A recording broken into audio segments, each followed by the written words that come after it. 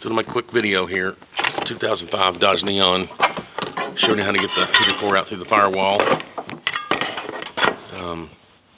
This is the new one that's back in here already. So just basically set your new one up against the firewall and kind of draw around it. You can easily make this hole a little bigger than what I did. I think there's still plenty of room in there. The hardest thing is just getting your plastic box cut off so you can glue it back in. Here's the piece that came off of it. Actually, I just snapped it back together. It's got a clip and a screw that holds it together here. But this piece will just go right back in there. Of course, glue it, JB weld it, whatever you want to do with it. The biggest issue is when you get this outside piece off, you have to be able to slide this way to get it out of this groove right here. See where I'm pointing? See, it slides back in. I'll show you. It slides back into here. So what you got to do is go on the inside and cut straight up through the inside part, which I'll show you what I'm talking about. Get a light. So you go in here and cut this piece off the inside. This thing goes on. If you're looking at it from the outside, it's going to look like this. From the outside, inside, it's going to look like this. Okay, so this is where the back part. It's going to look like this when it's sitting in there. Oh, it's better off without the light. So I'm just going to cut right up through here on this. The left side or the right side, depending on where, if you're looking under the hood, the right side of your heater core is going to be right here.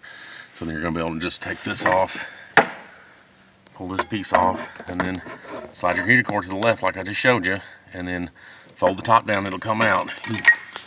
You may have to, here's the inside part. See, there's the side of the heater core right there. Here's the left side of it, or right side of it as you're looking under the hood. So then it just slides out this way enough where you can fold the top down. And I'm just going to glue this piece back on here. I didn't really have to do much more. It's pretty easy to get to under here. I wish you could take it out from in here. That'd be awesome. But your steering column stuff and brackets and all that messes in the way. I'm sure if you undone enough of this stuff, you could probably slide it out that way. But then your hoses up there wouldn't come out, so that's not possible. Never mind. So still, yeah, slice this up through here, slide it over about 1 inch or 2, fold it out the top. I mean, it's not easy, but I did it all. I could have easily done this and probably in an hour. Just having time to know what you're doing. Once I knew what I was doing, it was easy because there's all kinds of room in here. I had to move, undone the brake lines, pulled them back away from the firewall, moved some electronic stuff that was right up here. This stuff is plugged up right up under here. Some vacuum lines right here. Of course, your heater hoses were there. I'd already bypassed mine because it was leaking so bad. My whole floorboard was full of water. And you've got all kinds of room to work in here. So easily get your cutting tool in here and cut this across here and down. I think I split mine in the middle and went up in case I was going to have to bend out, which I did do. You could just cut this off in one piece, I'm sure, and put it back on there, and it wouldn't. So this is there's two pieces of metal here. You got an outside piece and an inside piece.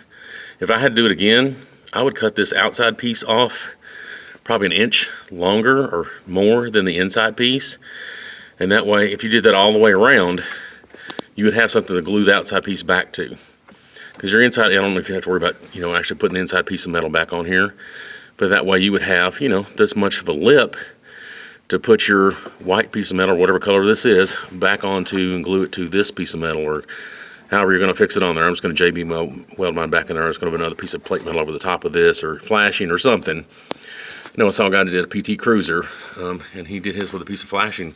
Looked pretty simple. There's a couple little lumps right here that I have to fill in maybe with some aluminum tape or something like that. But once I get this back on, hopefully I can bend this back down without messing anything up, and bend this piece back up without messing anything. But there's nothing, I get my hand this far down in here. There's nothing down in here. There's nothing up in here that you're going to hit if you cut further up. I'd go up as dang as far as I could, really. Wouldn't be a bad idea. Cut down here to here, even give you plenty more room to work with. Even outside of here on this box, some more would hurt. You do have a bolt nut sticking in here. I think that holds the overflow tank right there. But cut to here, you can cut out here further and still bend that whole thing down to where you can get this box. I don't think it has to be as wide as this is, where I've got it here. I think you could easily come out to here more and still be fine. Just the biggest thing is just cutting that inside piece off of there so you can slide this out and get to it. And let me show you what I used to cut it with. Got this oscillating Multitude Harbor Freight, $36 for that. I use that one there to cut the plastic with on the inside, because that way you can literally just get right in the floorboard and then right up through there, off it comes. This one's a bimetal half moon that I used to cut the metal with. It's real, so you can easily get in there and just cut it right across there or down, whatever you got to do. I think I cut the plastic with this one too. Just, you know, be careful and don't sink the whole thing in there. I think this thing was $8 or $9 at Harbor Freight. It wasn't bad. Of course, then it's got some good old white duct tape. I could just use that maybe instead of paint. Never know. But aluminum tape I'm going to use to put it back together with. It's a 6-minute quick JB weld. It's a regular JB weld. I'm going to try and put that together with. And I'll try making the video when I get it done and show you how it looks or how bad it looks, whichever. All right, y'all have a good day.